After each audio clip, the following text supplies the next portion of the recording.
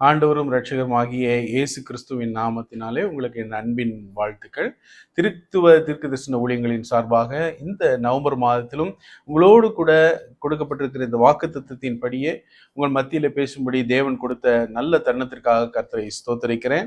இந்த நவம்பர் மாதத்திலே நமக்கு கொடுக்கப்பட்டிருக்கிற ஒரு தலைப்பு, உங்கள் சிறையிருப்பை திருப்புவார். ஹல்லேலூயா. சந்தோஷமா இருக்கீங்களா? ரொம்ப கஷ்டத்துல இருந்தீங்கல்ல, உங்க வேதனையில கஷ்டப்பட்டுட்டு இருந்தீங்களே, ஆண்டவர் உங்களை துக்கத்தை மாற்றும்படி இந்த மாதத்திலே ஆண்டவர் உங்க வாழ்க்கையில செய்ய போகிற அற்புதத்தை குறித்து கொடுக்கப்பட்டிருக்கிற தலைப்பு தான், உங்கள் சிறையிருப்பை திருப்புவார். ஹல்லேலூயா, ஹல்லேலூயா. மகிழ்ச்சியா இருக்கீங்களா? சந்தோஷமா இருங்க. இந்த சிறையிருப்பு அப்படிங்கிற இந்த தலைப்பு குறித்து நான் வேதத்தை தியானிக்கும் பொழுது ஒரு அருமையான வசனத்தை நான் கண்டேன். அந்த வசனத்துல சொல்லப்பட்டிருக்கிற அந்த அந்த ஆழமான சத்தியங்களை தியானிக்கும் பொழுது அவ்வளவு பெரிய மகிழ்ச்சி, சந்தோஷத்தை ஆண்டவர் எனக்கு கொடுத்தார். நான் உங்களுக்காக அந்த வசனத்தை வாசிக்கிறேன், கேளுங்க. அது செப்பனியாவின் புத்தகத்துல 3ஆம் அதிகாரம் 20வது வசனம் இவ்வளவு தெளிவா சொல்லுகிறது. நான் அதை வாசிக்கிறேன் உங்களுக்காக. அக்காலத்திலே உங்களை கூட்டிக் கொண்டு வருவேன், அக்காலத்திலே உங்களை சேர்த்து கொள்ளுவேன், உங்கள் கண் காண நான் உங்கள் சிறையிருப்பை திருப்பும் போது பூமியில் உள்ள சகல ஜனங்களுக்குள்ளும் நான் உங்களை கீர்த்தியும் புகழ்ச்சியுமாக வைப்பேன் என்று கர்த்தர் சொல்லுகிறார். ஹல்லேலூயா.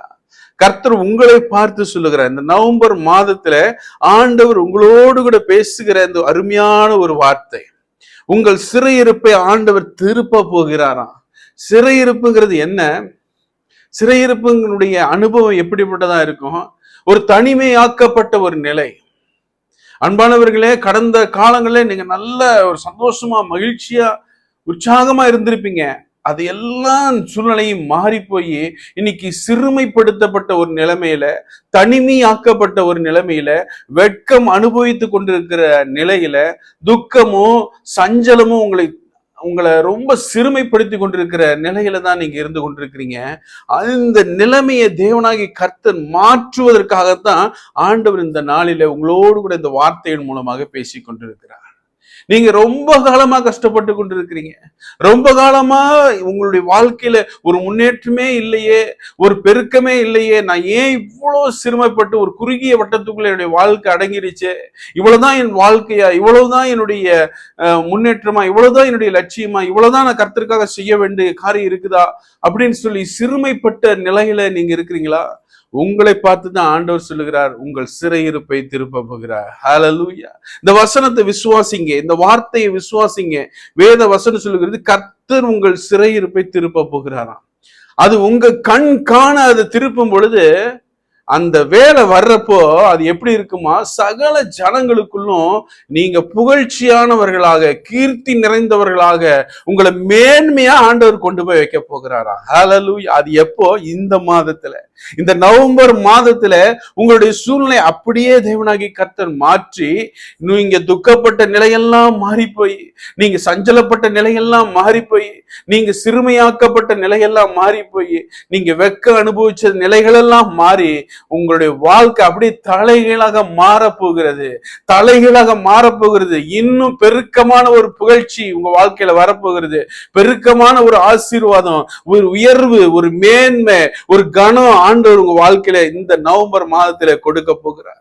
அது என்ன சொல்லுகிறாரு? மற்ற ஜனங்களை பார்க்கிலும் உங்களை மேன்மையா வைக்க போகிறாரா.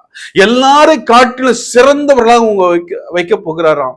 நீங்க வெட்க அனுபவித்த காலம், நீங்க துக்கம் அனுபவிச்ச காலம், இது எல்லாத்தையும் மறக்க பண்ணும்படி தேவன் உங்களை உயர்ந்த இடத்துல கொண்டு போய் வைக்க போகிறார். ஹல்லேலூயா. நம்முடைய ஆண்டவராகிய இயேசு கிறிஸ்து நமக்காக யாவை செய்து முடிக்கிற தேவன். கர்த்தன் மேல நம்பிக்கையா இருக்கிற உங்க ஒவ்வொருவருடைய வாழ்க்கையிலும் தேவனாய் கர்த்தர் ஒரு பெரிய காரியத்தை செய்ய போகிறார். வேத வசனம் புதிய ஏற்பாட்டுல சொல்லுகிறது, அன்றியும் அவருடைய தீர்மானத்தின்படி அழைக்கப்பட்டவர்களாய் தேவனிடத்தில் அன்பு கூறுவர்களுக்கு சகலமும் நன்மைக்கு ஏதுவாக நடக்கிறது என்று அறிந்திருக்கிறோம். அன்பானவர்களே, உங்க வாழ்க்கையில எது நடந்தாலும் அது நன்மைக்கு எதுவா நடக்குதுன்னு தெரிந்து கொள்ளுங்க. நீங்க தேவனிடத்தில் அன்பு கூறுவர்களா இருந்தா, நீங்க ஆண்டவர் மேல விசுவாசம் உள்ளவர்களா இருந்தா, ஆண்டவரை உறுதியை பற்றி கொண்டிருக்கிறவர்களா இருந்தா, உங்க வாழ்க்கையில நடக்கிறது எல்லாமே நன்மைக்கு எதுவாக தான் ஆண்டவர் செய்கிறார். உங்களை ஒரு பெரிய இடத்துக்கு கொண்டுட்டு போகணும்னு தான் இந்த பாதையில நடத்தி கொண்டு போகிறார். உங்களை இன்னும் பெருசா, இன்னும் சிறப்பா, இன்னும் உயர்வா, இன்னும் மெருகேத்தி, இன்னும் பொன்னாக ஜொலிக்கும்படி வைப்பதற்காக தான் ஆண்டவர் இந்த பாதையில கொண்டு போய் கொண்டிருக்கிறார். யோபு என்கிற பக்தனை உங்களுக்கு நல்லா தெரியும். வேதாகமத்துல யோபுவின் புஸ்தகத்துல 1ஆம் அதிகாரத்துல 1-2 வசனங்களை நீங்க வாசித்து பார்த்தா, உத்தமனும் சன்மார்க்கனும் தேவனுக்கு பயந்து பொல்லாப்புக்கு விலகுகிற மனுஷனா இருந்தான். அந்த தேசத்துல ஒரு பெரிய குடித்தனக்காரனா இருந்தான். அவனுக்கு அவ்வளவு பெரிய ஆஸ்தி இருந்துச்சு. அவ்வளவு பெரிய ஆஸ்தி.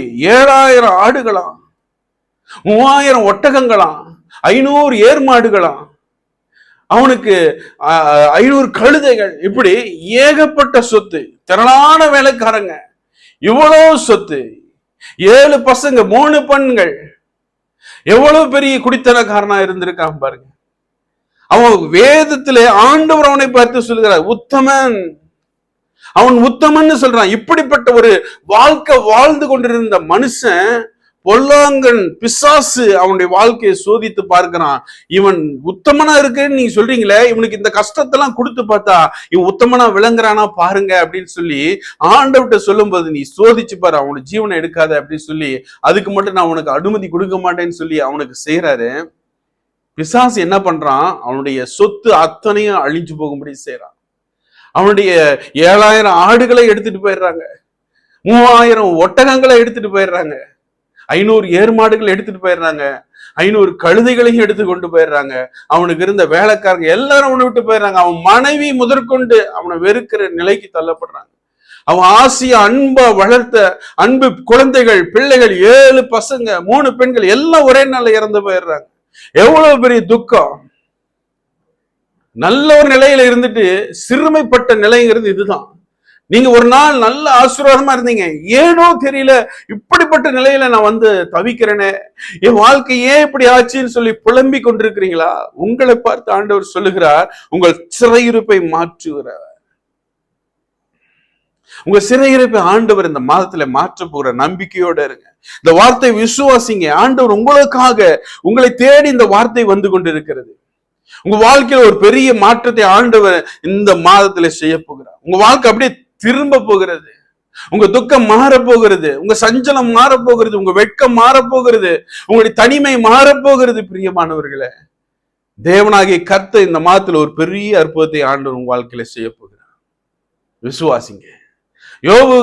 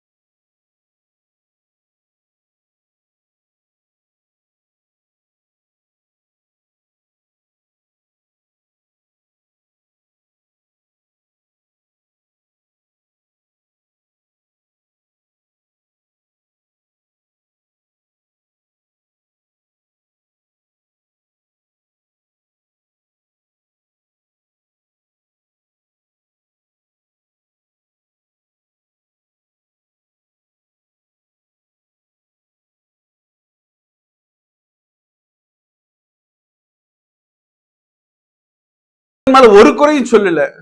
ஏன்னா அவன் தேவனிடத்துல அன்பு கூர்ந்தான். பிரியமானவர்களே, தேவனிடத்துல அன்பு கூறுகிறவங்க ஒருபோதும் கர்த்தரை குறை சொல்ல மாட்டாங்க. நம்ம வாழ்க்கையை நிதானிச்சு பார்ப்பாங்களே ஒழிய கர்த்தரை குறை சொல்ல மாட்டாங்க. கர்த்தர் நல்லவர், அவர் நல்லவர், சதா காலங்களும் உயிரோடு இருக்கிறவர். நமக்கு முன்னாடி எத்தனையோ தலைமுறையை பார்த்தவர், நமக்கு பின்னாடி வருகிற தலைமுறையும் பார்க்கிறவர், சதா காலங்களில் உயிரோடு இருக்கிறவருக்கு நியாயம் சரி தவறு எதுவும் தெரியாதா? எல்லாம் ஒரு பார்வைக்கு முன்பாக இருக்கிறது, எல்லாம் வெட்ட வெளிச்சமா இருக்கு. அவருக்கு மறைவா ஒண்ணுமே இல்லை. அதனால அவரை குறித்து நம்ம புலம்பாம குறை சொல்லாம கர்த்தருக்கு ஸ்தோத்திரம்னு சொல்லிக்கிட்டு அதுல இருக்கும் பொழுது தேவன் நம்ம நிலையை மாற்ற போகிறார். என்ன ஆனது? தேவனிடத்துல அவன் பற்றி கொண்டிருக்கிற அந்த விசுவாசத்தையும் நம்பிக்கையும் கொஞ்சம் கூட விடல. ஆனா அவன் சிநேகிதர் மேல கர்த்தருக்கு கோபம் வருது. நீங்க யோபு பேசினது போல நிதானமா பேசல. அவன்கிட்ட போய் மன்னிப்பு கேளுங்கிற மாதிரி நீங்க போய் காளைகளை கொண்டு போய் பலியிட்டு யோபுக்கு முன்னாடி போய் நில்லுங்கிறான். ஆண்டவர் சொன்ன உடனே அவங்க எல்லாம் போய் யோபு கிட்ட போய் நிக்கிறாங்க. யோபு பத்தி ஆண்டவர் சொல்றாரு, அவன் உங்களுக்காக வேண்டுதல் செய்வான். இப்படி அவங்க போய் சேர்ந்த உடனே யோபுவை தேவன் பார்க்கிறாரு. யோபு என்ன பண்ண போறாரு? இந்த துக்கத்துல, இந்த அவமானத்துல, இந்த வேதனையில நம்மளை சிறுமைப்படுத்தின, நம்ம எவ்வளவு கேலி பேசினாங்களே, அவங்க நம்மகிட்ட வந்திருக்கிறாங்க. இன்னைக்கு எப்படியாவது ஆண்டவர்கிட்ட எனக்காக வேண்டிக்கோ அப்படின்னு சொல்லி கேட்கறதுக்கு வர்றாங்க. இந்த சூழ்நிலையில யோபு என்ன செய்யறது தெரியுமா? அவங்க மேல கசப்பை காண்பிக்கல, அவங்கள துக்கப்படுத்தினவங்க தான், ஆனா அவங்க மேல வெறுப்பை காண்பிக்கல. அவன் தேவனுடைய முகத்தை பார்த்து ஜெபிக்கிறான். வேத வசனம் அழகா சொல்லுது, 42:10 யோபு தன் சிநேகிதருக்காக வேண்டுதல் செய்த போது கர்த்தர் அவன் சிறையிருப்பை மாற்றினார். ஹல்லேலூயா, ஹல்லேலூயா. அன்பானவர்களே, உங்களை நிந்திக்கிறவர்களுக்காக, உங்களை துக்கப்படுத்துறவர்களுக்காக நீ ஜெபம் பண்ணுங்க. உங்களை பகைக்கிறவர்களுக்காக நீங்க விண்ணப்பம் பண்ணுங்க. தேவ சமூகத்துல தேவன் உங்க சிறையிருப்பை மாற்றுவார். யோபுடைய சிறையிருப்பை அப்படியே ஆண்டவர் ஒரே ராத்திரியில மாற்றி போடுகிறார் பாருங்க. அவனுடைய வாழ்க்கை மாறுகிறது. அவனுடைய வெறுத்தவங்க எல்லாரும், அவனை பார்க்க வர்றவங்க எல்லாம் அவனுக்கு ஏதோ உதவி செய்யலாம்னு சொல்லி ஏதோ ஒண்ணு கொடுக்கலாம்னு நினைச்சு கொடுக்குறாங்க. அவன் ஆஸ்தி பெருகுது. பிரியமானவர்களே, ரெட்டிப்பான ஆசீர்வாதத்தால அவனை ஆசீர்வதிக்கிறார். அவனுக்கு எவ்வளவு இருந்துச்சோ அதை காட்டில் ஒரு ரெட்டிப்பான ஆசீர்வாதத்தை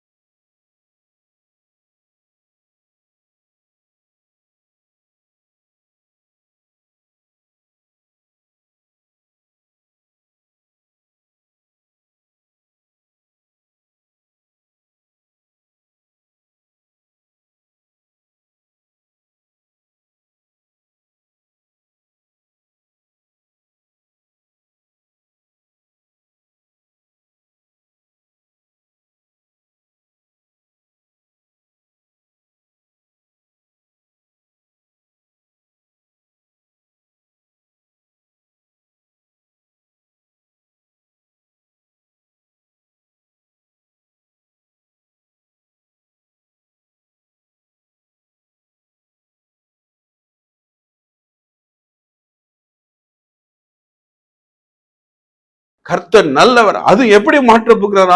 புகழ்ச்சியும் கீர்த்தி உண்டாகும்படி செய்வாராம். எல்லா ஜனங்களுக்குள்ளே உங்களை மேன்மையாக வைக்க போகிறார். இதுதான் ஆண்டவர் உங்களுக்கு செய்ய போகிற அற்புதம். இதுதான் ஆண்டவர் உங்க வாழ்க்கையில செய்ய போகிற அதிசயம். நீங்க எவ்வளவு வேதனைப்பட்டு கொண்டிருந்தீங்க, எனக்கு ஏன் இந்த நிலைமைன்னு சொல்லி உங்க முகத்துல ஒரு சந்தோஷத்தையே பார்க்க முடியாத நிலையில எல்லாம் இருந்தீங்க. ஆனா உங்க முகத்தை நீ சந்தோஷத்தை பார்க்க போகிறீங்க.